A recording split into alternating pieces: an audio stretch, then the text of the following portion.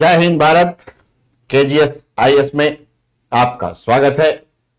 India का most trusted learning app.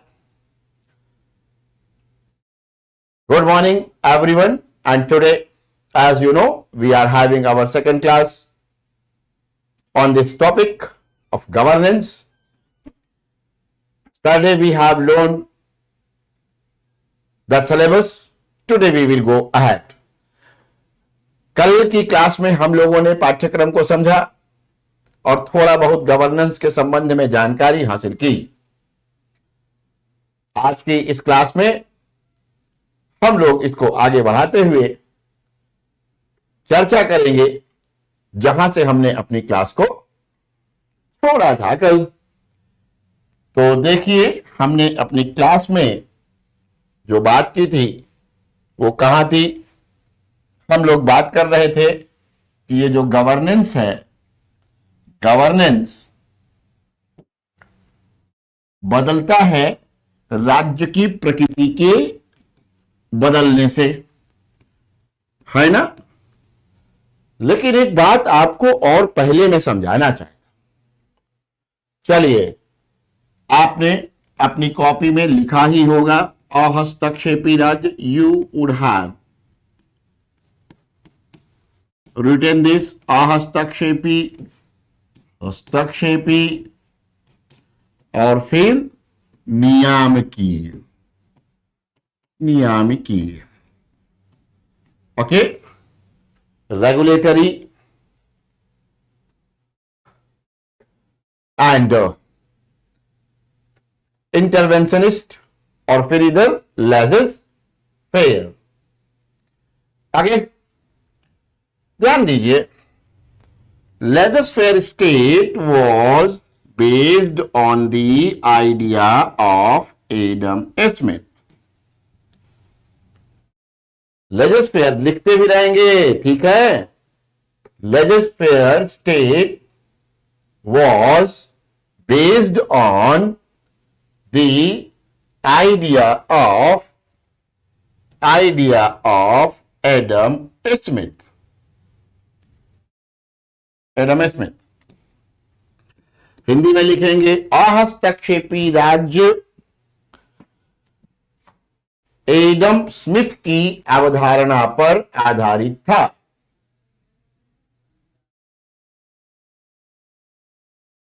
Please see the messages. Adam Smith की अवधारणा, अभी रुको भाई, आने तो दो। स्टाइल तो चेंज रहेगा ही। जब लिखने का काम आएगा तो स्टाइल तो चेंज करना ही पड़ेगा ना, है ना। ठीक है, ओके। चलिए, नोट्स बनाना है ना। एडम स्मिथ की अवधारणा पर आधारित था, या आधारित था ही लिखिए, अब तो कहीं है नहीं। Interventionist state was based on the Keynesian idea. हस्तक्षेपी राज्य कीन्स की अवधारणा पर आधारित था। While regulatory state is based on neo liberal political philosophy,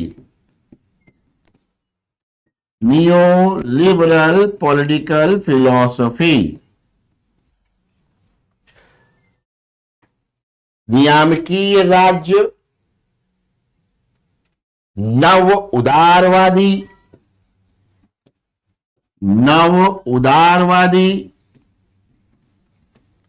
राजनीतिक दर्शन, नव उदारवादी राजनीतिक दर्शन पर आधारित है। और यह है क्योंकि पूरी दुनिया में इस समय यही राज्य है।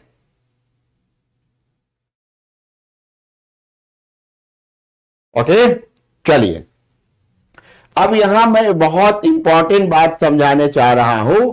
आप लोग बहुत अच्छे से ध्यान से समझिएगा, बहुत इंपॉर्टेंट बात। Actually what has been said by Adam Smith? So Adam Smith has said that the state should not do anything for the economic affairs. आप लिखेंगे इंग्लिश में, Adam Smith has advocated that the state should not interfere in the economic affairs. Adam Smith ने कहा था कि राज्य को आर्थिक मामलों में हस्तक्षेप नहीं करना चाहिए, हस्तक्षेप नहीं करना चाहिए। ओके, अभी मैंने कुछ पढ़ाया ही नहीं और आपको समझ भी नहीं आ रहा है। समझने की कोशिश करिए, पढ़िएगा तब समझ में आएगा ना भैया। थोड़ी देर चैन से पढ़ते रहिए, ठीक है। तो एडम स्मिथ ने कहा कि राज्य को आर्थिक मामलों में हस्तक्षेप नहीं करना चाहिए। इसका मतलब क्या हुआ, जरा समझिए। अब मैं सब कुछ 1 बाय 1 समझाने जा रहा हूं, ध्यान से समझ लेना, फिर लिखवाऊंगा थोड़ी देर बाद। अब एडम स्मिथ ने कह दिया कि भाई राज्य को किसी भी आर्थिक मामले में हस्तक्षेप नहीं करना। Economic activity is not the responsibility of the state. चलो भाई, समझ में आ गया बात। इसका मतलब क्या हुआ? इसका मतलब हुआ कि स्टेट के पास काम क्या रहेगा, और स्टेट को जरा गवर्नमेंट समझ लो। सो द गवर्नमेंट्स जो भी उस समय थी, जो एडम स्मिथ की अवधारणा पर चल रही थी, ठीक, एडम स्मिथ की अवधारणा पर चल रही थी। तो ऐसे समझ लो कि ऑलमोस्ट नहीं बल्कि पूरी दुनिया ही उसी पर चल रही थी, ठीक है। एडम स्मिथ की अवधारणा पर ही चल रही थी। क्लियर है? ये क्या लिखा है किसी ने? सर कल वाला रिकॉर्डेड क्लास चल रहा है। अच्छा, वो ओके ओके, चलिए। गवर्नमेंट नहीं करेगी कुछ काम, तो करेगी क्या, जरा ये देखिए। It means governments were having only 2 functions, maintenance of law and order, maintenance of law and order, यानी कि कानून व्यवस्था बनाए रखना, कानून व्यवस्था बनाए रखना। और दूसरा काम क्या रहा उसके पास? रेवेन्यू कलेक्शन, रेवेन्यू कलेक्शन, राजस्व एकत्रण, ठीक। दूसरा काम क्या रहा उसके पास? राजस्व एकत्रण। अब इसका मतलब यह हुआ कि जो सरकारें थी वो ऑलमोस्ट मोनार्कियल स्टेट जैसी चल रही थी, राजे रजवाड़ों की सरकार जैसी चल रही थी। समझ में आया कुछ? क्यों? क्योंकि राज्य केवल कानून व्यवस्था बनाए रखने के नाम पर रेवेन्यू ले रहा था। ओके, कहां, किस आधार पर, किस आधार पर राजस्व एकत्र कर रहा है? किस लिए?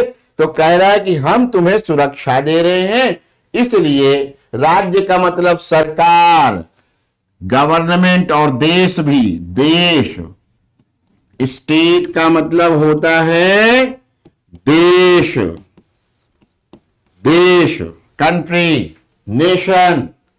ओके, चलिए, गवर्नमेंट भी होता है, बिल्कुल ठीक है।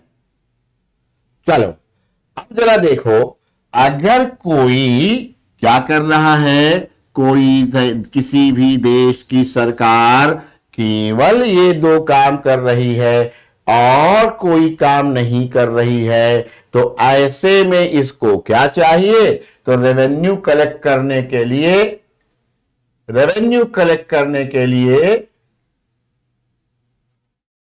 ठीक है, रेवेन्यू कलेक्ट करने के लिए क्या चाहिए उसको? तो पुलिस चाहिए, पुलिस, है ना? इसीलिए अहस्तक्षेपी राज्य को पुलिस स्टेट भी, पुलिस राज्य भी कहा जाता है, पुलिस स्टेट। अगर आज के दौर में कोई किसी भी देश में सरकार को इस तरह से आलोचना करता है कि अरे यहां तो सरकार, लोकतांत्रिक सरकार तो खत्म ही हो गई है, पुलिस स्टेट चल रहा है, तो इसका मतलब क्या हुआ कि सरकार जनता के लिए कुछ नहीं कर रही है। If in the present democratic systems any critic is criticizing to any government by saying that this is a police state, then always remember they are referring that the democratic government is not there, लोकतांत्रिक सरकार नहीं रह गई है। ये English batch है, English batch, दोनों language में मैं बोलता हूं और बराबर उतनी ही चीजें, ठीक है। अब जरा आगे समझिए क्या हुआ, ध्यान से समझना। अब इसका मतलब क्या हुआ कि सरकार का रोल क्या है, what is the role of the government, ठीक। तो रोल ऑफ द गवर्नमेंट भी यही है, सरकार की भूमिका केवल दो। अब सरकार की भूमिका केवल यही दो है, तो फिर क्या हो गया? इसका मतलब हुआ सरकार की गतिविधियां, एक्शंस, एक्टिविटीज, गतिविधियां क्या हो जाएंगी? द सेम, ओनली यही दोनों रह जाएंगी, कानून व्यवस्था का बनाए रखना और फिर राजस्व का एकत्रण। क्लियर है? और अगर केवल यही दोनों ही रह जाती हैं राज्य की भूमिका के रूप में, सरकार की भूमिका के रूप में, तो अभी मैं लिखवाऊंगा अलग से। अभी थोड़ी देर पहले मैंने बोला है रुक जाइए, पहले समझिए, समझना भी जरूरी है। ऐसी क्लास मिलेगी आपको पूरी तरह से जैसे लगेगा कि आप क्लासरूम में बैठ के पढ़ रहे हैं। धैर्य रखिए और अच्छे से समझिए जो समझा रहा हूं, ठीक। ठीक है, चलिए, थैंक यू, धैर्य से पढ़िए। अब इसका मतलब यह हुआ, ध्यान से समझिएगा, इसका मतलब हुआ कि गवर्नमेंट की केवल दो गतिविधियां हैं, यानी कि वहां पर गवर्नेंस जैसा तो कुछ है ही नहीं है। गवर्नेंस जो आज आपको दिख रहा है वैसा है कुछ नहीं है। तो इसीलिए ऐसे वाले सरकारी व्यवस्था को, या एडम स्मिथ की अवधारणा पर जो लेजिस्लेटिव स्टेट था, वह जो है वह क्या हो गया? बिल्कुल वहां पर गवर्नेंस तो है ही नहीं, तो आप इसे कह सकते हैं कि यहां आप रूल कह सकते हैं, ओके, रूल कह सकते हैं। मीन्स बिफोर 1930 के पहले, यहां तक कि अमेरिका और यूरोप, जहां जहां भी even the governments were the democratic governments, then also there was nothing but the rule, no any element of governance. क्यों? अच्छा, हिंदी में भी बोल देता हूं और समझ लो। चाहे अमेरिका हो, चाहे यूरोप हो, सभी जगह गवर्नेंस का तत्व सरकारों में नहीं था, इसलिए उसे हम रूल कह सकते हैं, शासन कह सकते हैं। और क्यों नहीं था? तो आपको तो मैंने पहले ही बता दिया है कि रूल और गवर्नेंस में डिफरेंस क्या है, और ये बताते हुए ये बताया है कि रूल का मतलब होता है नियंत्रणकारी व्यवस्था, जबकि गवर्नेंस का मतलब होता है भागीदारी। तो जब जनता के साथ कोई भागीदारी ही नहीं है तो मामला ही खत्म हो गया। क्लियर? अब लिखिए एडम स्मिथ के नीचे में इतनी बातें, जल्दी लिख लीजिए फिर आगे बढ़ते हैं। सुन लिया ना? जिसको नहीं पता चल रहा था कि कहां लिखना है कहां नहीं लिखना, वो सुन लिया। अब लिखो। तो क्या लिखोगे? तो पीछे जाके देखो, ये लिख दिया था हस्तक्षेप राज्य एडम स्मिथ की अवधारणा पर आधारित था, और यह भी लिख दिया था कि एडम स्मिथ ने क्या कहा था। अब आगे लिखें, therefore the functions of the state public government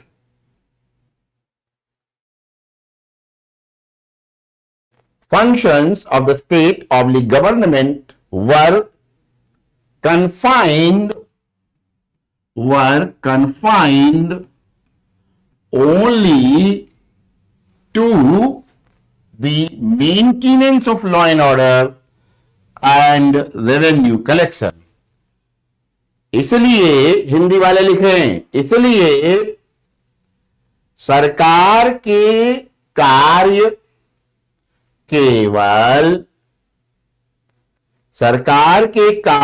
केवल कानून व्यवस्था बनाए रखने तथा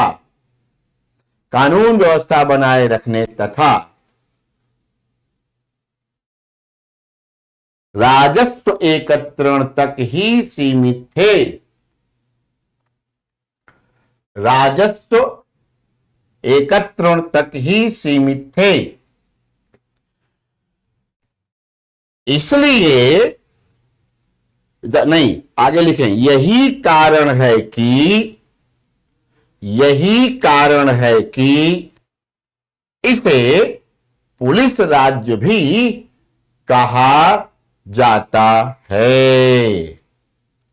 इसे पुलिस राज्य भी कहा जाता है। That is why it is also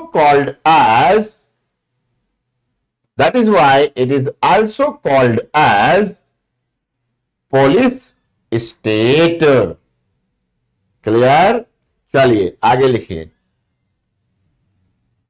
क्योंकि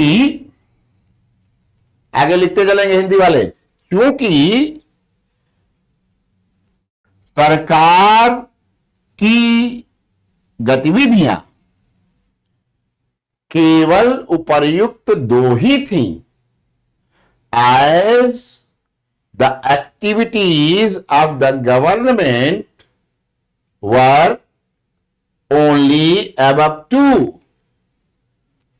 सरकार की गतिविधियां केवल उपर्युक्त दो ही थी। That is why,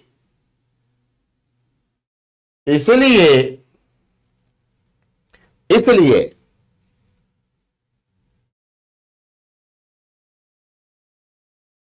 the state, इसलिए राज्य आम जनता के लिए कोई भी कल्याणकारी कार्य नहीं कर रहा था।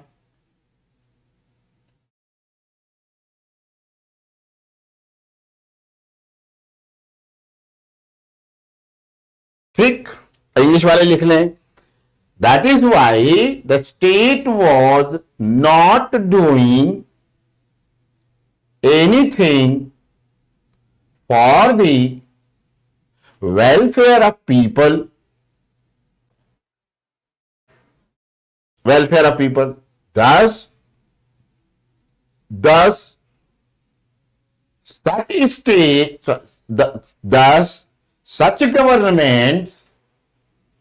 thus such governments are called as having the rule, not any element of governance. Having the rule, not any element of governance.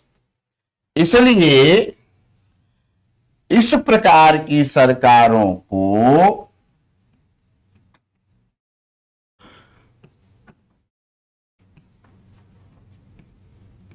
सरकारों के कार्यों को शासन की संज्ञा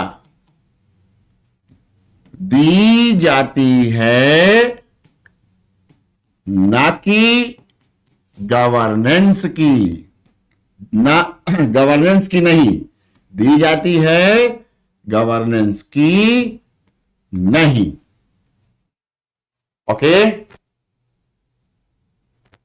चलिए अब जरा ध्यान दीजिए, अगर जो है राज्य की इस प्रकृति में परिवर्तन हो, the nature of the state is changed into what, जो अगला आपने लिखा है कौन सा, इंटरवेंशनिस्ट, हस्तक्षेपी।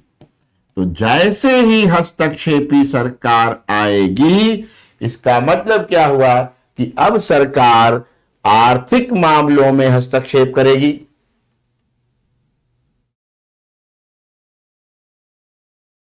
ठीक, आर्थिक मामलों में हस्तक्षेप करेगी, यानी कि अब जनता के मामलों में भी हस्तक्षेप करेगी। लेकिन इसका एक स्टोरी है। स्टोरी क्या है जरा समझिए।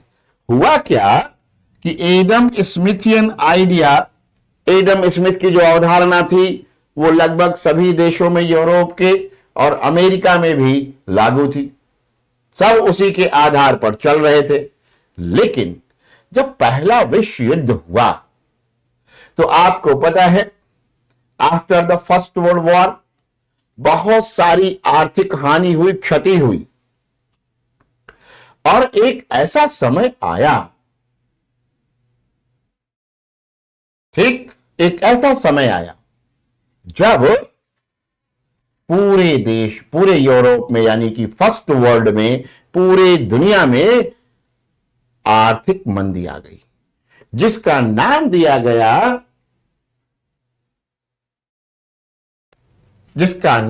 गया द ग्रेट इकोनॉमिक डिप्रेशन, महान आर्थिक मंदी। अब ये महान आर्थिक मंदी को महान क्यों कह दिया गया?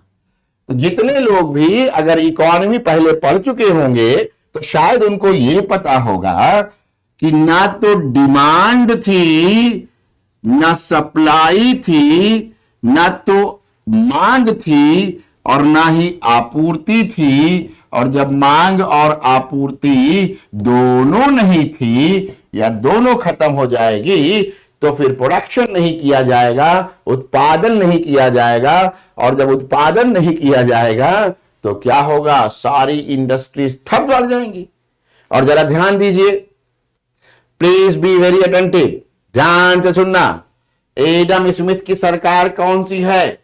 एडम स्मिथ वाली सरकार है अहस्तक्षेपी। वो तो आर्थिक मामलों में कोई हस्तक्षेप कर ही नहीं रही थी, और जब आर्थिक मामलों में इंटरवीन नहीं कर रही थी तो इस मंदी से निकालेगा कौन? और जरा देखिए कि अगर सरकार आर्थिक मामलों में कोई हस्तक्षेप नहीं कर रही थी तो आर्थिक मामले किसके हाथ में थे? तो आर्थिक मामले तो थे केवल और केवल निजी संगठनों में। The economic affairs were in the hands of the private sector. और जानते हो, एडम स्मिथ के कारण ही, एडम स्मिथ की अवधारणा के कारण ही वास्तव में देखा जाए तो पूंजीवाद का भी जन्म हुआ था, कैपिटलिज्म। क्यों? Private sector will do each and everything. सारा कुछ, सारे गुड्स एंड सर्विसेज वही प्रोवाइड करेगी, सारी वस्तुओं और सेवाओं का उत्पादन सब कुछ वही करेगा। तो प्राइवेट सेक्टर ही ग्रो करेगा, और जब प्राइवेट सेक्टर ग्रो करेगा तो इसका मतलब हुआ कि भैया पूंजीवाद आएगा। यही रीजन है कि यूरोप और अमेरिका में पूंजीवाद था और है भी। अब तो खैर बहुत ही आगे बढ़ गया है। चलिए, तो अब जरा देखिए व्हाट हैपेंड। डिमांड नहीं, सप्लाई नहीं, प्रोडक्शन नहीं, तो फैक्ट्री बंद हो जाएंगी। And when there was no production, तो नो एम्प्लॉयमेंट, रोजगार भी नहीं। और जब रोजगार भी नहीं रहेगा तो क्या स्थिति होगी? लोग भूखों मरने लगेंगे।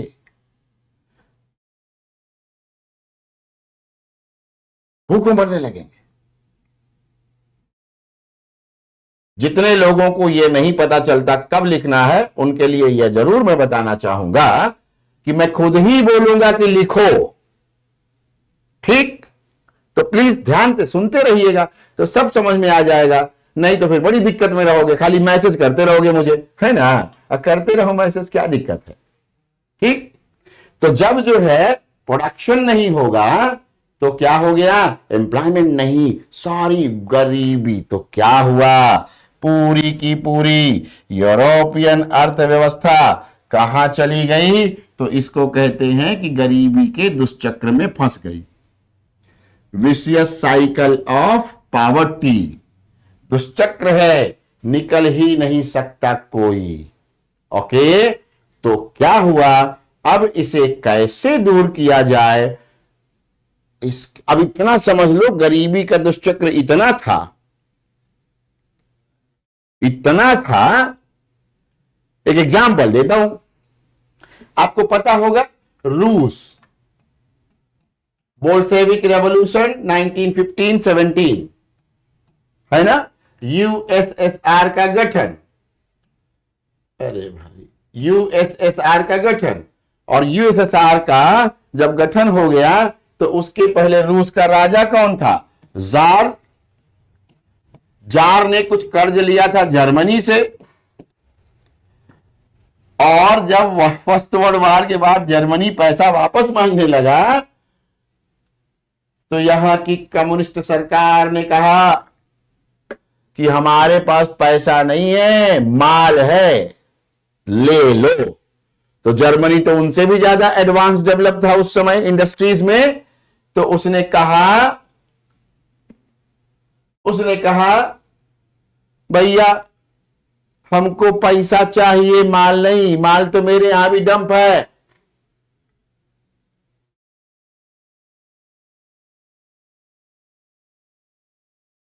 समझे? तो क्या हुआ? रूस ने यानी कि यूएसएसआर ने फाइनली जर्मनी को पैसा लौटाने से मना कर दिया था, नो कह दिया था। तो चलिए अब आइए गवर्नेंस के मुद्दे पर।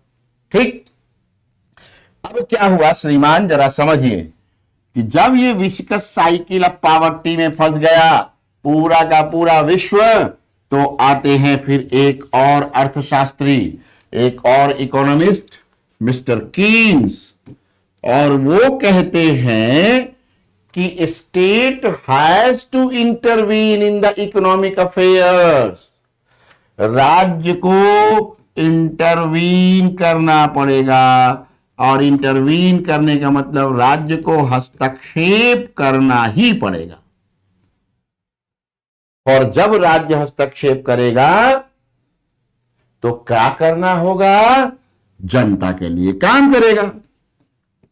तो कुछ लोगों ने सोचा या मान लो सवाल किया होगा कीन्स से कि अरे मेरे पास, मान लो कोई सरकार कहती है कि अरे भाई हमारे पास तो कोई काम ही नहीं है, कोई काम ही नहीं है। अच्छा, एक मिनट रुक जाइए। पॉलिटी और गवर्नेंस में क्या अंतर है यह मैंने कल भी बताया था, फिर बता दे रहा हूं। पॉलिटी में आप राज्य की व्यवस्था की बात करते हैं, सरकार की बात करते हैं, उसकी संरचना की बात करते हैं, और गवर्नेंस में हम बात करते हैं कि किस प्रकार की उसकी गतिविधियां हैं जिससे क्या हो रहा है कि जनता को लाभ मिल रहा है। हम एक्शन पार्ट पर ध्यान देते हैं। गवर्नेंस के बारे में मैंने पहले ही बता दिया है, गवर्नेंस इज एक्शन पार्ट।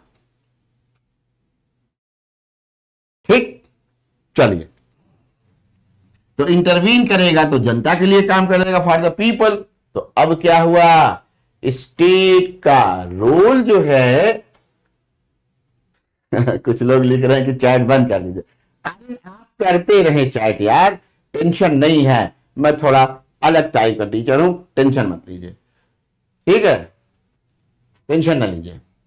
तो जनता के लिए क्या हो गया, काम करेगी, और जब जनता के लिए काम करेगी तो भाई हस्तक्षेप हो गया। अब जनता के लिए काम करेगी तो क्या, तो मैं ये कह रहा था कि मान लो किसी सरकार ने पूछा चीन से कि मेरे पास तो कोई काम ही नहीं है, हम तो कुछ कर ही नहीं सकते हैं। तब कीन्स ने कहा कुछ काम नहीं है तो एक काम करो, गड्ढा खुदवाओ और भर दो। गड्ढा खुदवाओ, कुआं खुदवाओ, फिर ढकवा दो, पानी ना निकलने दो, गड्ढा खुदवाओ, ढक दो। ठीक, dig well and fill them, dig well and fill them, गड्ढा खुदवा के भर दो। अब जरा देखो कीन्स कितनी दूरदर्शिता की बात उस दौर में कर रहे हैं, जरा ये समझो। आज आपके लिए बड़ा आसान सा बात है कि आप गेस कर लेंगे कि ऐसा क्यों कह रहे थे, वो गेस कर लेंगे आप ना। कौन गेस किया,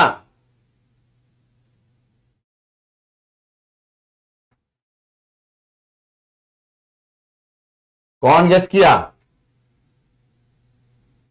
हाँ, ये देखो आ गया, किसी ने लिखा employment.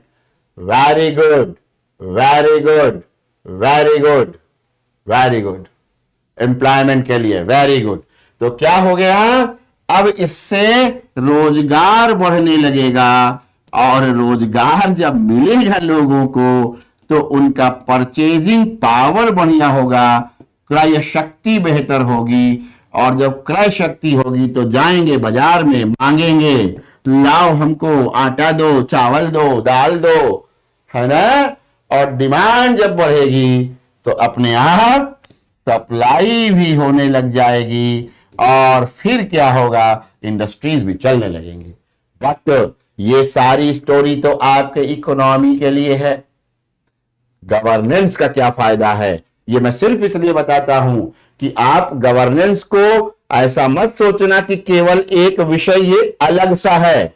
Governance is highly related with polity, governance is highly related with society या social matters, social issues, and governance is highly related with economy also. ठीक है, यहां अर्थव्यवस्था से भी है, समाज से भी है, और राजनीति से भी है, सबसे संबंध है इसका।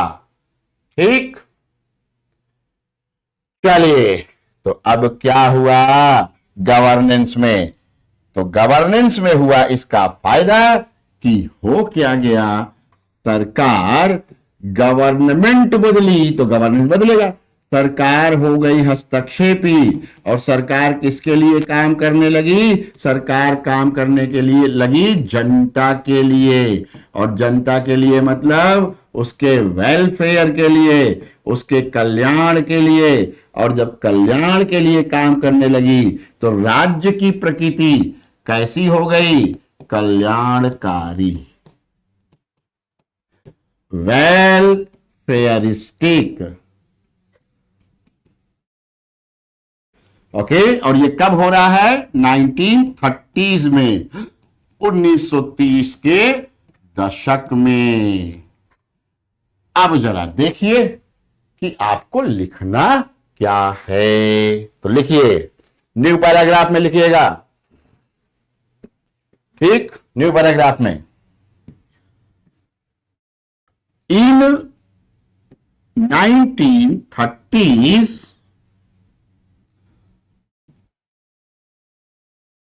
for the removal of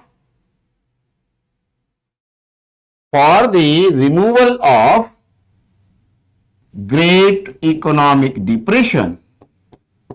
Hindi वाले भी लिखते चले साथ के साथ। 1930 के दशक में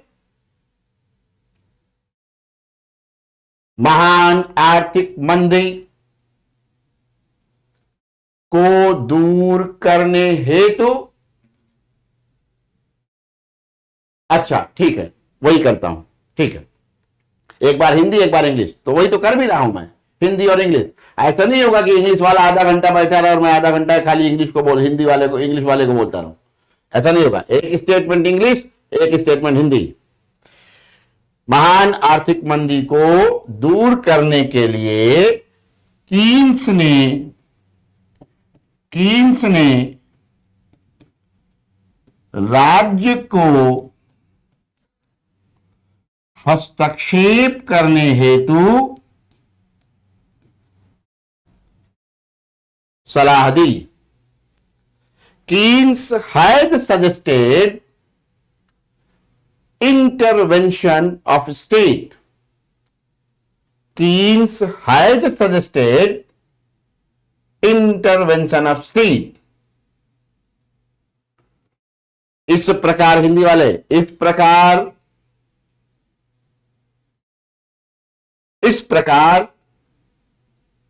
राज्य के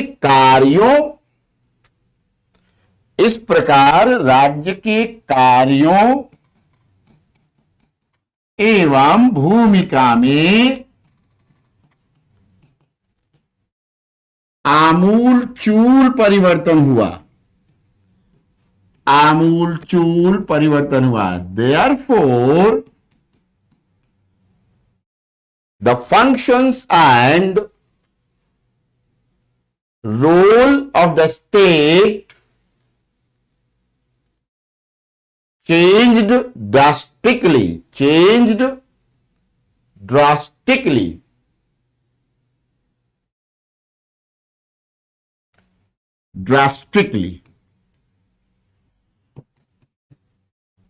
और क्या बदलाव आया, लिखेंगे, now the state became welfare state. आपकी और एक समस्या दूर कर दे रहा हूं, लो मस्त रहो, वेलफेयर स्टेट। अब सरकार की प्रकृति कल्याणकारी हो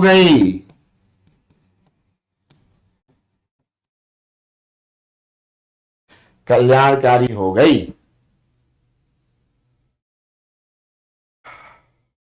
पूरी तरह से बदलना, आमूलचूल का मतलब पूरा बदल जाना, 360 डिग्री। कहां कह रहा था राज्य को कुछ करना ही नहीं है, अब कह रहा है राज्य सब कुछ करे। तो क्या हुआ, अब राज्य जन कल्याणकारी हो गई। और जब राज्य जन कल्याणकारी हो गया, सरकार जो है वह जन कल्याण के काम करने लगी, तो क्या होगा, अब सरकार में गवर्नेंस के तत्व दिखने चाहिए ना। भाई जनता के कल्याण का काम करोगे तो जनता से पूछो व्हाट पब्लिक वांट्स, क्लियर। लेकिन प्रॉब्लम यहां थी, बाद में इस इतिहास को बताऊंगा, emergence of the concept of governance में, ठीक है। अभी यहां समझ लो कि क्या हो गया, राज्य की प्रकृति कल्याणकारी हो गई। तो इसका मतलब हुआ, अब आप लिख दे, हाँ एक ही बात है यहां पर, गवर्नेंस में राज्य सरकार सब एक ही बात है, परेशान मत होना, ठीक। तो जनता क्या चाहती है ये उससे नहीं पूछोगे, यानी कि जनता का पार्टिसिपेशन नहीं करोगे, लोगों का सहभागिता नहीं होगी अगर प्रशासन में और शासन में, तो गवर्नेंस फिर नहीं होगा। ये हिस्ट्री आएगी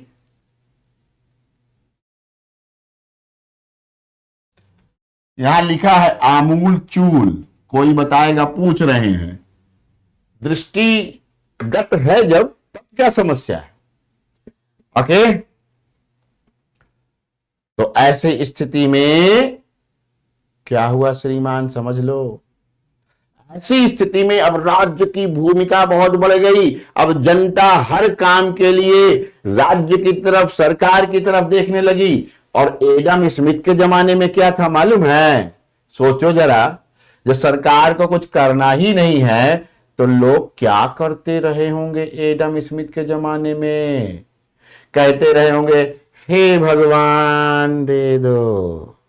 तो हस्तक्षेपी राज्य में during the legislative state people were demanding from God, हे भगवान, हे खुदा, हे अल्लाह, हे पैगंबर, हैं?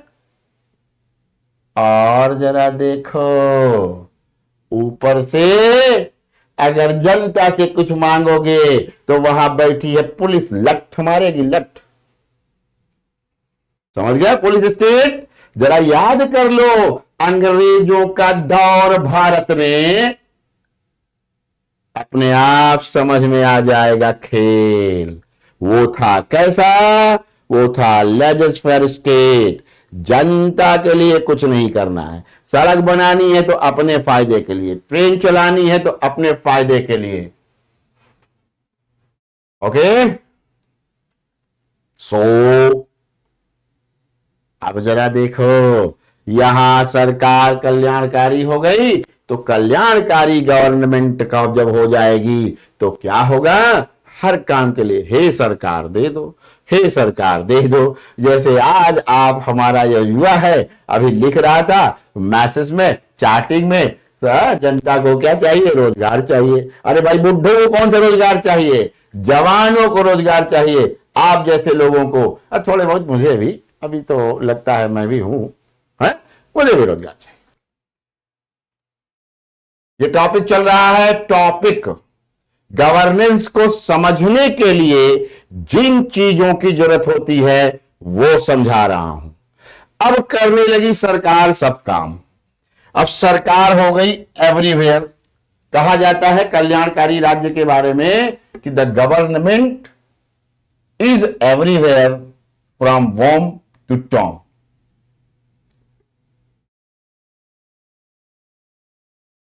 गर्भ से मृत्यु तक सब जगह सरकार है। भारत की सरकार भी जब बनी स्वतंत्रता के बाद तो कल्याणकारी राज्य ही रहेगा, क्योंकि 1930 के बाद बन रही है, 1947 में अंतरिम सरकार और फिर इलेक्शन के बाद पूर्ण सरकार, मैंडेटेड सरकार। ठीक है, चलिए आगे बढ़ जाइए। अब क्या हुआ? सरकार सब काम करने लगी। और जरा देखो, अगर आप इंडिया की बात करो, भारत की बात करो, तो भारत में क्या है? इंडिया में क्या था? इंडिया में भी गवर्नमेंट बन गई, ठीक है। 1947 में आप स्वतंत्र हो गए, और फिर उसके बाद वेलफेयरिस्टिक गवर्नमेंट, लोग बड़ी बड़ी इमारतें खड़ी करके कंपनी खोलने लगी सरकार। कपड़ा mill, cement factory, this factory, that factory, सब कुछ सरकार।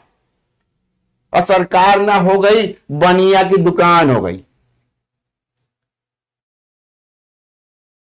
है, सब कुछ। और फिर पता चला कि 1970 तक आते आते लुट भी गए। Up to 1970 almost 80-90% public sector undertakings were in loss.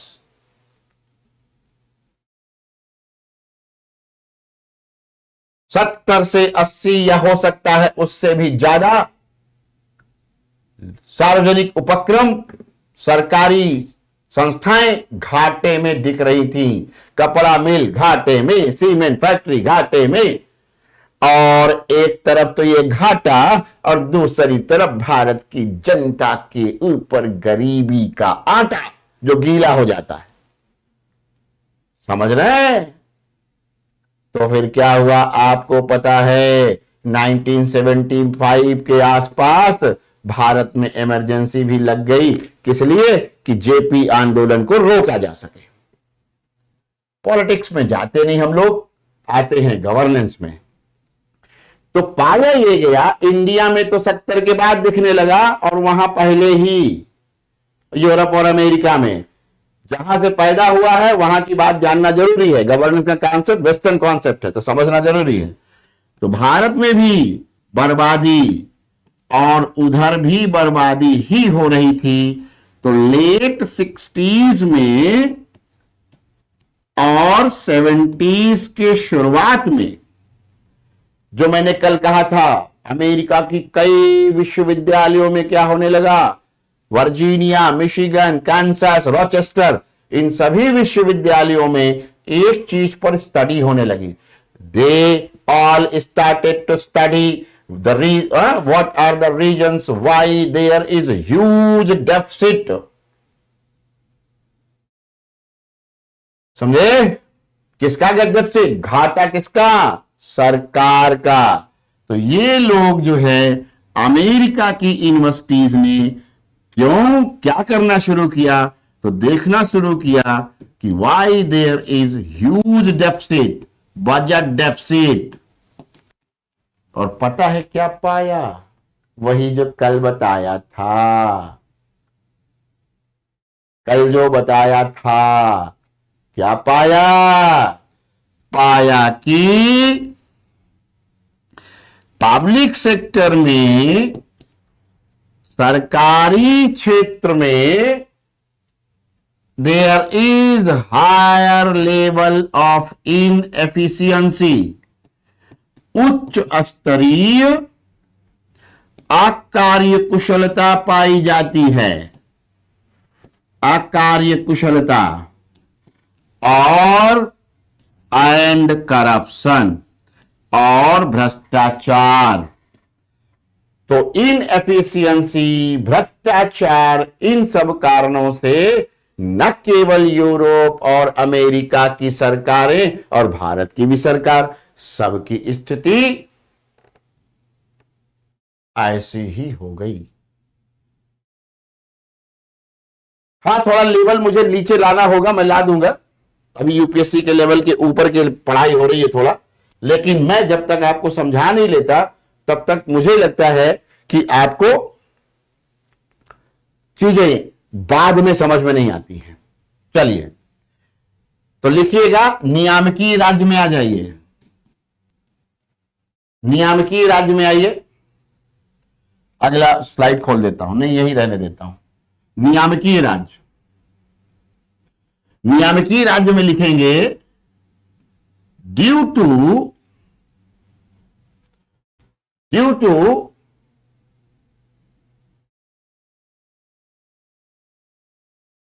अच्छा, कितनी क्लासेस लेंगे? 20 अराउंड। और अगर एक एक घंटे की क्लास होगी तो ज्यादा भी हो सकता है। Due to the ideology advocated by political scientist, neo, वही वाला नाम लिखना है। अरे ये चल गया।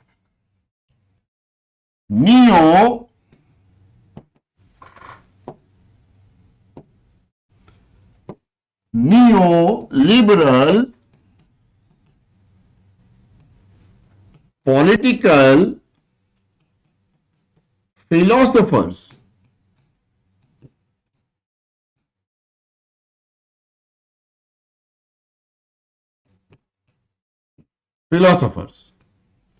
नव उदारवादी, लिखते चले हिंदी वाले भी, नव उदारवादी राजनीतिक दर्शन के विचारकों ने, राजनीतिक दर्शन के विचारकों ने यह वकालत की कि राज्य को राज्य को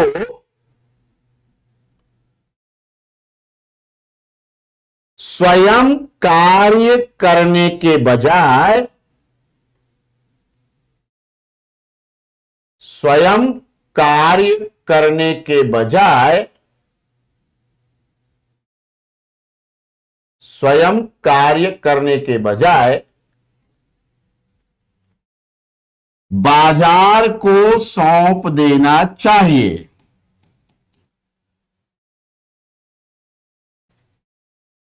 Neoliberal political philosophers has suggested that the state should transfer its functions to the market and thus state should not be a doer but facilitator। और इस प्रकार राज्य, आगे लिखे हिंदी वाले, अच्छा हिंदी में रिपीट करें, नव उदारवादी राजनीतिक दर्शन, हाँ लिख रहा हूं, बोल रहा हूं, नव उदारवादी राजनीतिक दर्शन के विचारकों ने सुझाव दिया कि, कल की क्लास में नव उदारवादी पुराना उदारवादी सब क्लियर होगा। आई मीन जब भी क्लास होगी, मेरे ख्याल से मंडे को क्लास होगी, अभी समय रहेगा तो मैं पक्का बताता हूं दोस्त, थोड़ी देर रुकिए। सुझाव दिया कि राज्य को स्वयं कार्य करने के बजाय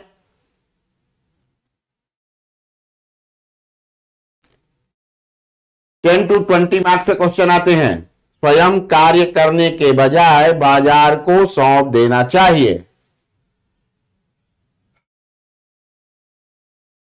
इस प्रकार राज्य कर्ता के बजाय सुविधा प्रदाता होना चाहिए। ठीक, कर्ता के बजाय सुविधा प्रदाता होना चाहिए। अब यही से आ जाता है उदारवाद का शुरुआत, जिसे आप लिबरलाइजेशन कहते हैं। उदारवाद, ठीक, कैसे? तो अब सरकार कैसे करेगी इसको? तो सरकार ऐसा करने के लिए अब प्राइवेट सेक्टर को इन कराएगी, है ना? तो प्राइवेटाइजेशन, ग्लोबलाइजेशन, जो भी आप पढ़ते हैं वो सब है लिबरलाइजेशन का प्रोडक्ट, उदारीकरण का उत्पाद है। तो लिख दीजिए 10 या फाइनली या therefore the liberalization was initiated। इस प्रकार उदारीकरण की शुरुआत हुई, उदारीकरण की शुरुआत हुई। ठीक है, अब जब उदारीकरण हो गया तो बाजार आ गई। तो बाजार, the market can not be left completely free, market can't be left completely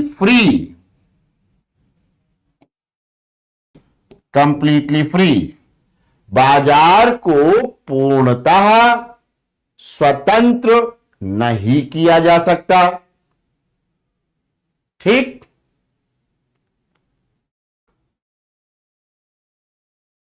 बाजार को पूर्णतः स्वतंत्र नहीं किया जा सकता। देयरफॉर इंग्लिश वाले लिख दें देयरफॉर द स्टेट,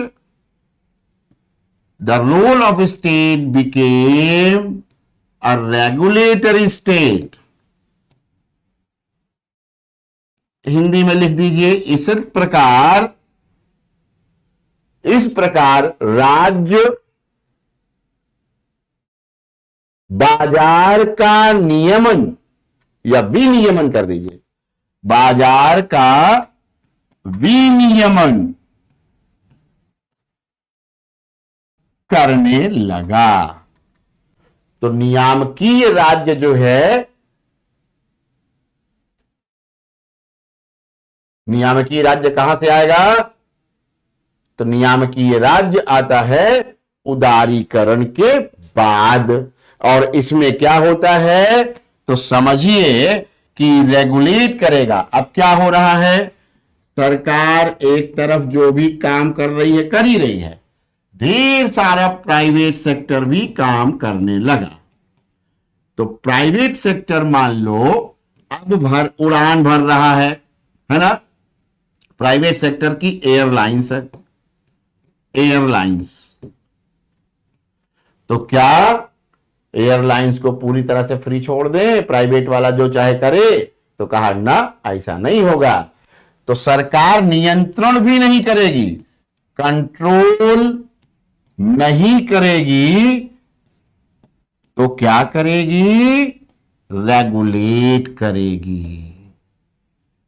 रेगुलेट, नियंत्रण नहीं करेगी लेकिन विनियमन करेगी। ठीक है? क्या करेगी? विनियमन करेगी। जैसे आपको पता होगा एयरपोर्ट अथॉरिटी ऑफ इंडिया बनाया गया, भारतीय विमानपत्तन प्राधिकरण बनाना। गुड। सड़क सरकार नहीं बल्कि प्राइवेट सेक्टर बनाने लगा। जब सड़क, रोड, तो बना national highway authority of India. तो ये क्या है? ये नियामक निकाय हैं, रेगुलेटरी बॉडीज हैं, रेगुलेटरी बॉडीज हैं। ठीक? तो अब जरा देखो, जो मेरा मुद्दा था, अगर आपके पास ऐसा प्रश्न आता है जो मैंने उठाया था कि राज्य की प्रकृति के बदलने से गवर्नेंस में बदलाव आता है, गवर्नेंस में बदलाव आता है या गवर्नेंस भी बदल जाता है, तो ये उत्तर आपका होगा। ध्यान रखिएगा, आपको जो भी क्लासेस मिलेंगी वो आंसर फॉर्मेट में मिलेंगी। बाजार का विनियमन करने लगा। ठीक? क्लियर है? चलिए अब जरा देखिए, मसला आता है कि गवर्नमेंट और गवर्नेंस में क्या मसला है? क्या दोनों एक हैं या अलग अलग हैं? गवर्नमेंट एंड गवर्नेंस, सरकार और अभिशासन। मुझे नहीं लगता कि अब आप में से किसी को भी इस पर किसी तरह की शंका होगी कि दोनों एक है या नहीं। मेरे समझे ऐसा नहीं लगता मुझे कि किसी को शंका होगी। है क्या? दोनों अलग अलग है कि नहीं? जल्दी बोलो, अलग अलग है कि नहीं? जल्दी बोलो। किसी ने लिखा हाँ, आंचल ने लिखा हाँ, किसी ने लिखा नो। ये आंसर फॉर्मेट पे नोट्स लिखा जा रहा है बच्चा। हाँ, आज 1 ही घंटे की क्लास है। आंख दर्द हो रही तो दांत नहीं दर्द करेगा, टेंशन ना लो। वेरी गुड, बहुत बढ़िया। सरकार और अभिशासन दोनों अलग अलग हैं। सरकार क्या है?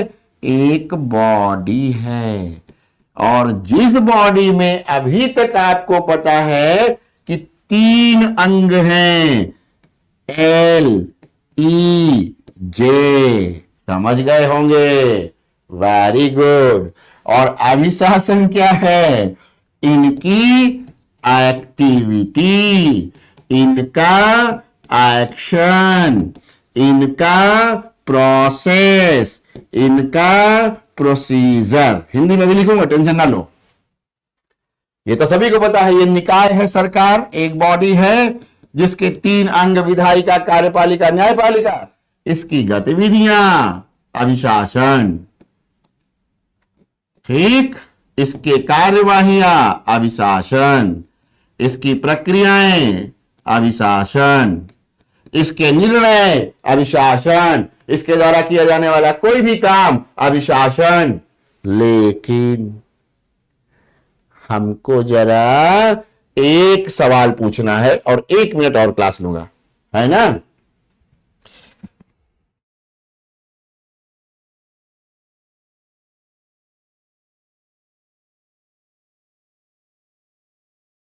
अच्छा, चलो तो फिर तो ये हो जाएगा, गवर्नमेंट और गवर्नेंस हो जाएगा, ठीक।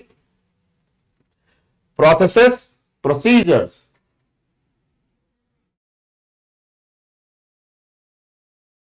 ठीक है।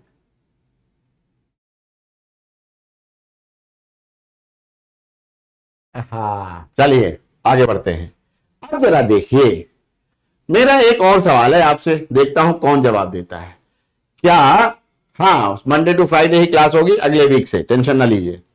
वो कल मैंने बोल दिया था ना कि कल क्लास लूंगा, इसलिए मुझे क्लास लेना पड़ गया, क्योंकि जो बोला जाए वो किया जाए, ठीक। चलिए, तो अब जरा देखिए, एक सवाल मैं आपसे पूछ रहा हूं, ध्यान से बताइए, सुन करके सब लोग ध्यान दीजिए, मैसेज पे ध्यान न लिखिए अपना। सवाल क्या है कि क्या आपको लगता है कि आज के दौर में सरकार केवल इन्हीं तीनों तक सीमित है?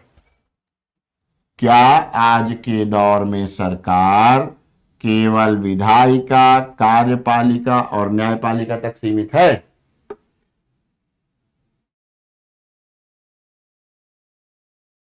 तो कहां तक है? इसमें और कौन शामिल होगा? अगला सवाल अब ये भी बताइए। यदि आप कहते हैं कि नहीं, आगे भी है, तो इसमें और कौन शामिल होगा? कौन शामिल होगा? देखो, कोई नहीं बता रहा है। कोई बता रहा, मीडिया। मीडिया तो नहीं होगी, पंचायत राज सरकार होती है। किसी ने लिखा private sector, very good, very good. Private sector जिसने लिखा, प्राइवेट अथॉरिटी तो नहीं होती, सेक्टर होता है, प्राइवेट बॉडीज भी होती है, ठीक है। और कुछ जाएगा इसमें? हाँ, किसी ने एनजीओ भी लिख दिया, गुड।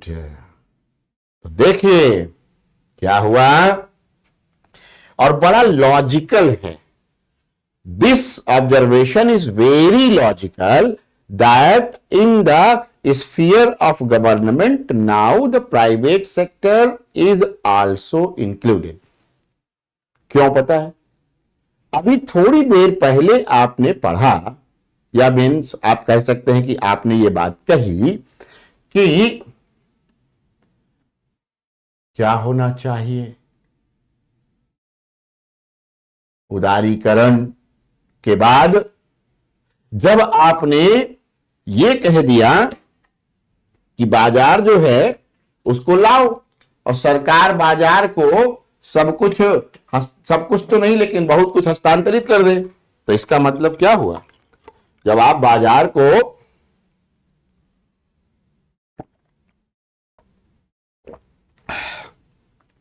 सरकार का काम सौंप रहे हैं, तो बाजार तो अपने आप आ गया, ठीक। धार्मिक संगठन कहीं नहीं होते हैं, नो।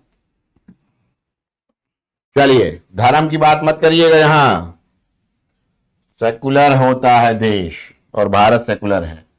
तो अब इसमें क्या हुआ, इसमें एक चीज और जुड़ी। तो लेजिस्लेचर,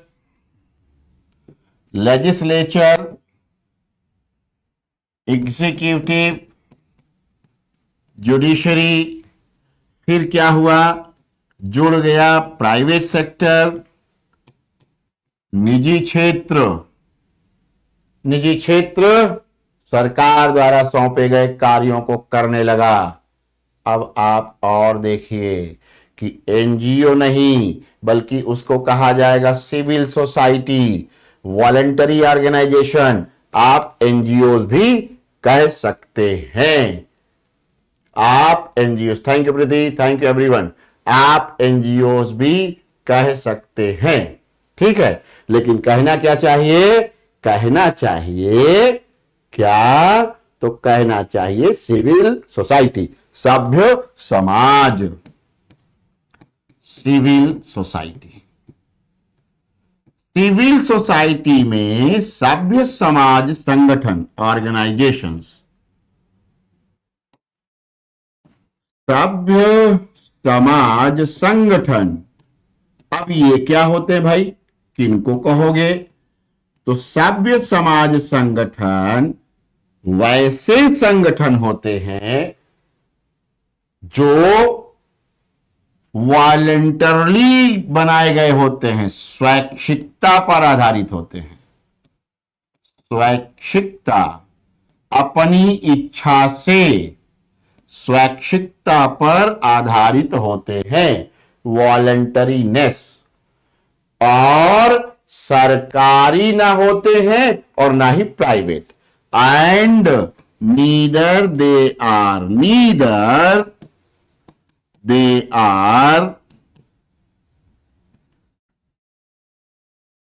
प्राइवेट नॉर गवर्नमेंटल। ना ही वे निजी संगठन होते हैं और ना ही सरकारी। ठीक, तो निजी संगठन नहीं होते तो लाभ के लिए काम नहीं करते, और सरकारी नहीं होते तो सरकारी बाबूगिरी वहां शामिल नहीं होती। ठीक है, तो सरकारी, थैंक यू भैया, जो भी एक्सेलेंट वगैरह जो भी जिसको लग रहा है, थैंक यू।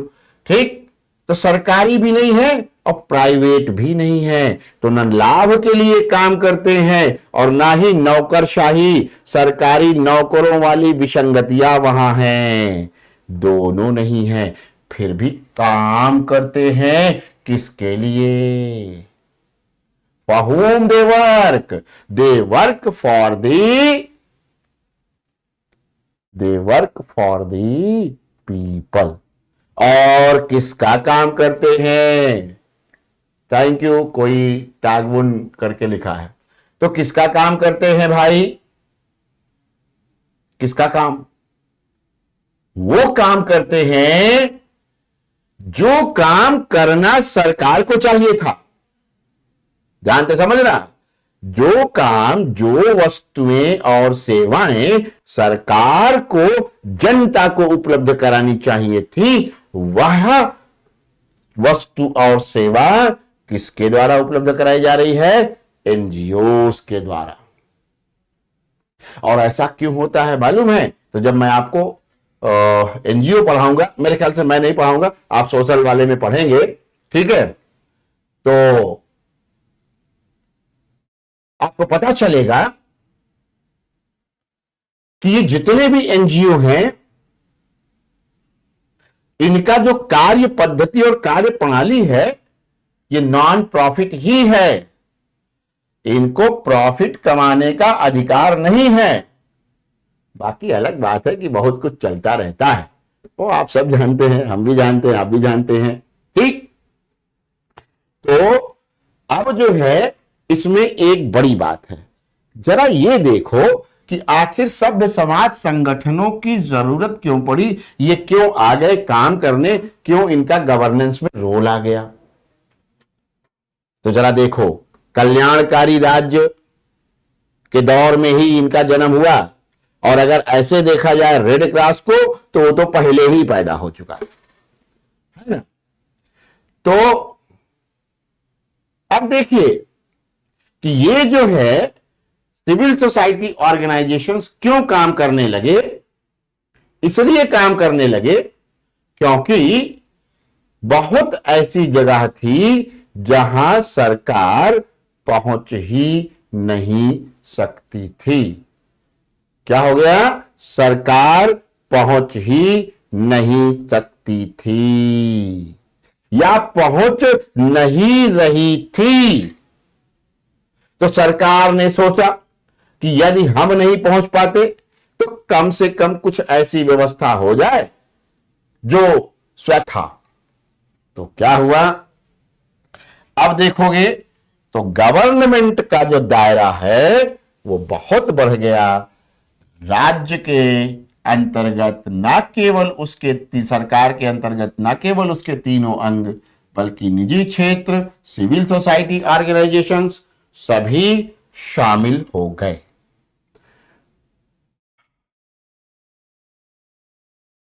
समझ में आया? चलिए तो अब जरा लिख दीजिए जल्दी से।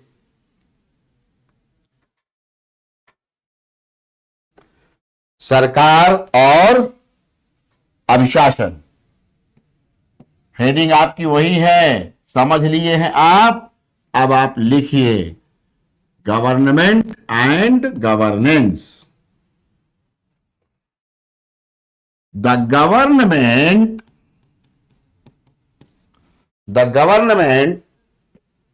is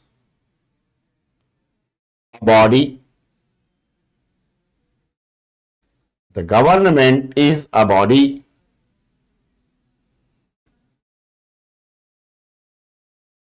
while governance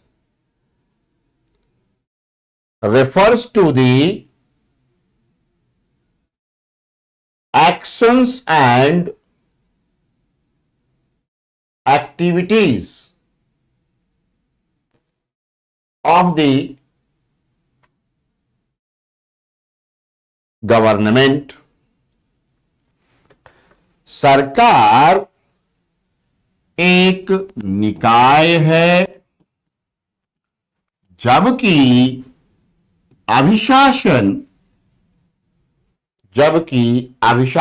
का तात्पर्य सरकार द्वारा की जाने वाली गतिविधियां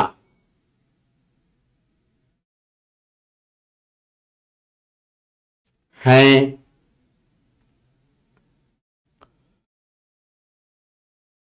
जनरली, इंग्लिश में फिर आगे लिखे, जनरली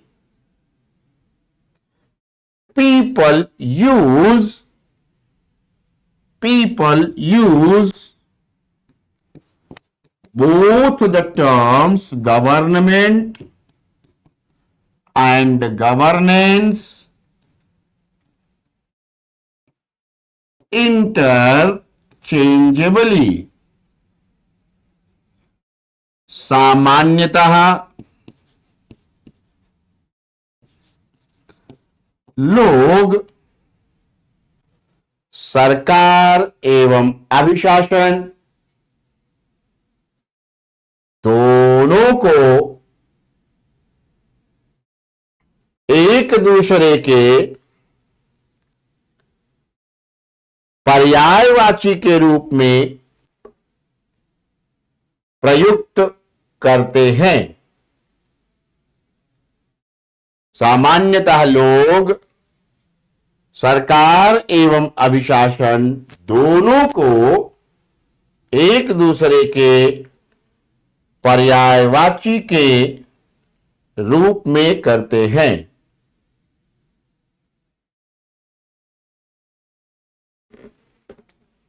बट देयर इज, आगे इंग्लिश वाले लिखें, but there is difference in them, there is difference in between them, जबकि इन दोनों के बीच भिन्नता है।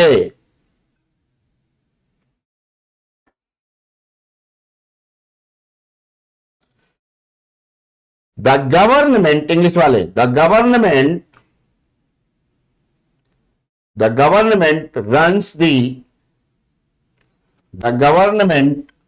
runs the administration of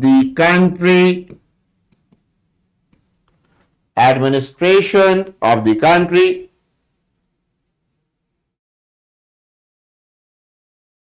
and in a democratic society, but in a democratic society,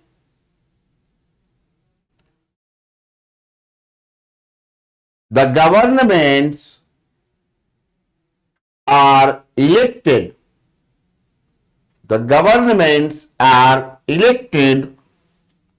By the people. अब हिंदी वाले लिखें, सरकार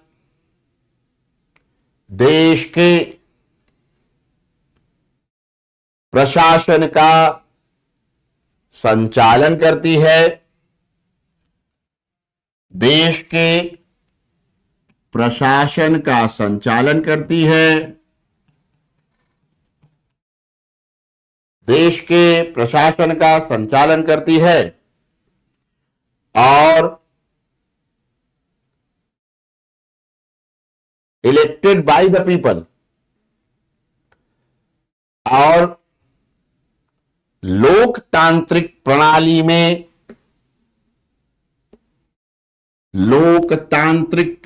में सरकारें जनता द्वारा चुनी जाती हैं। लोकतांत्रिक प्रणाली में सरकारें जनता द्वारा चुनी जाती हैं।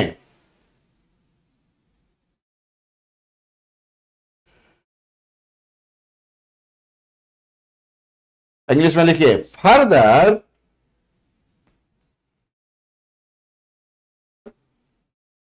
in the democratic governments,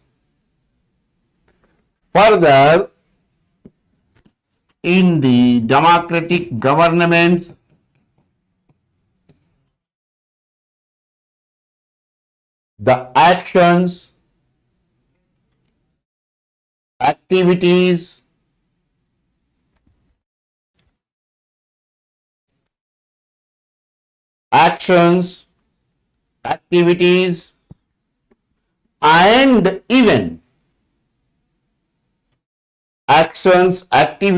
and even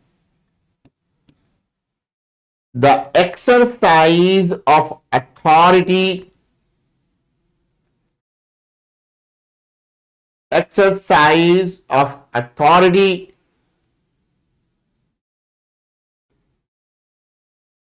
by the government comes under the governance.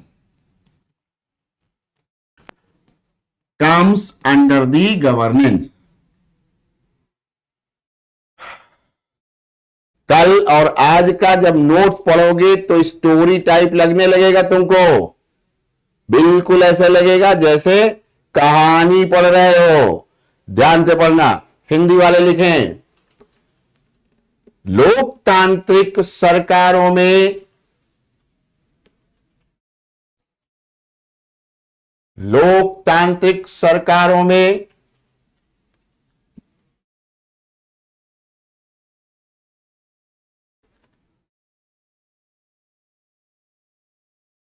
सरकार द्वारा की जाने वाली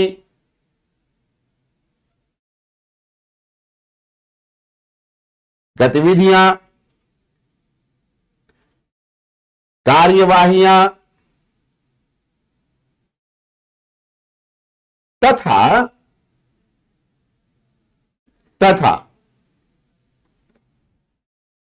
सरकार द्वारा प्रयुक्त किए जाने वाले, सरकार द्वारा प्रयुक्त किए जाने वाले प्राधिकार। अथॉरिटी की हिंदी प्राधिकार होती है, अधिकार नहीं होती, प्राधिकार। ठीक, भी गवर्नेंस के अंतर्गत आते हैं।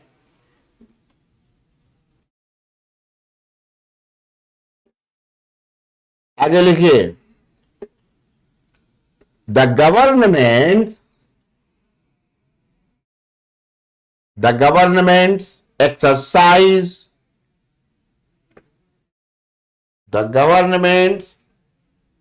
Exercise their authority on the basis of laws, rules, regulations,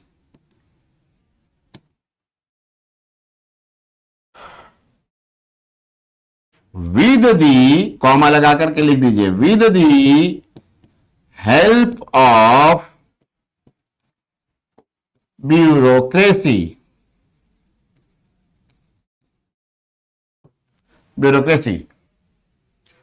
सरकारें, हिंदी वाले लिखें, सरकारें अपने प्राधिकार का प्रयोग नौकरशाही की सहायता से, यानी कि आप लोगों की सहायता से, नौकरशाही की सहायता से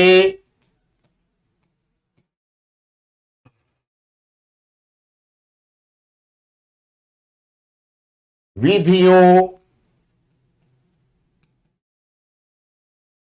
नियमों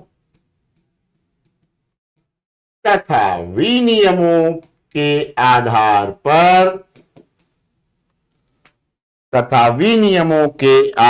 पर करती हैं। इसका मतलब क्या हुआ, आप जरा आगे समझिए, खेल धीरे धीरे समझाता हूं। जो लोग गंभीरता से समझ रहे हैं उनको समझ आ रहा होगा कि मेहंदी जैसा है, थोड़ा धीरे धीरे धीरे धीरे मजा देता है, रंग लाता है। चलिए अब जरा देखिए कि सरकार इस तरह से काम करती है, तो इसका मतलब यह हुआ कि सरकार तो केवल उपकरण है ना। सरकार क्या हो गई, केवल एक instrument. The government is only a instrument and the governance is and, यानी कि government is means and governance is and. नहीं समझे, फिर से समझ आता हूं। जब ये सब तो हो गया तो अगला निष्कर्ष ही तो यही निकलना है। क्या निष्कर्ष निकलना है मालूम है? ठीक है, क्या निष्कर्ष निकलना है कि गवर्नमेंट जो है, जो कुछ करती है वही गवर्नेंस हो जाता है। और गवर्नेंस क्या है? गवर्नेंस जो है गतिविधियां हैं, कार्यवाहियां हैं, उसके प्राधिकार का प्रयोग है, सब कुछ तो गवर्नेंस में है। तो इसका मतलब हुआ कि सरकार साधन है और गवर्नेंस साध्य है, एंड है। और ये क्या है? मीन्स है। यानी कि भले दोनों अलग अलग हैं, सरकार और गवर्नेंस है तो अलग अलग, लेकिन एक दूसरे के बगैर काम नहीं चलने वाला है। समझ में आया बात?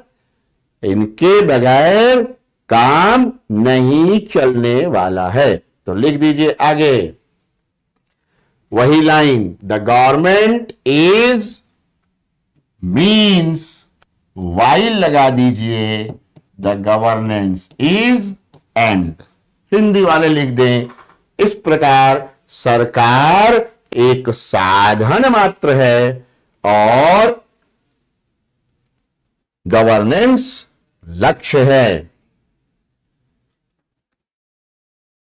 अब आगे और बढ़ना पड़ेगा, और क्या होगा, अब इसका पर्पस क्या है, वाई गवर्नेंस। ठीक है, किसी का अब कोई प्रश्न है जेन्युइन तो पूछिए। जो बातें मैंने बताई हैं यदि उसमें कुछ समझ नहीं आया है तो पूछिए।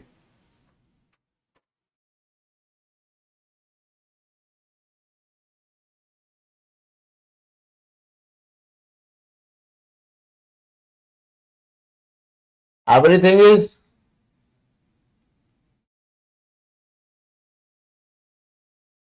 नहीं नहीं नहीं, उल्टा लिख दिया। गवर्नमेंट जो है वाइन है, अच्छा पता नहीं क्या लिखे, हम पढ़ ही नहीं पाए।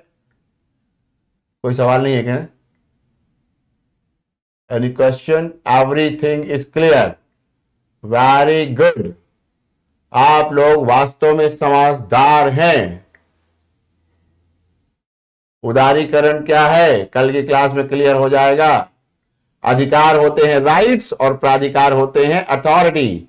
राइट्स मिलते हैं मैंडेट के द्वारा और प्राधिकार मिलता है जब उसे किसी के, जिसके पास अधिकार भी है, वो किसी और को अपना काम करने के लिए बोलता है, तो जिसे वो मिलता है वो प्राधिकार हो जाता है।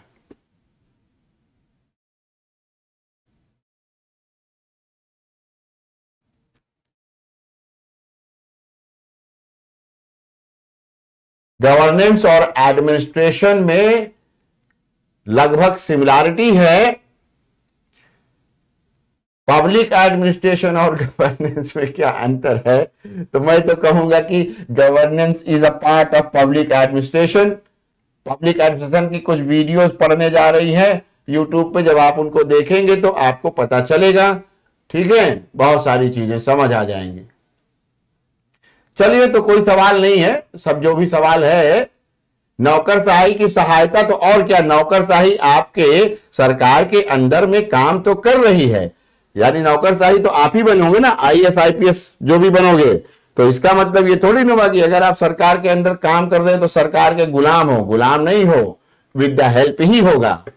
ठीक, सर्वेंट हो जनता के, नेताजी के थोड़ी हो। आप जब आईएएस आईपीएस बनोगे तो आप जनता के बनोगे सेवक। चलिए, thank you for the day, thank you, bye. बंद करो।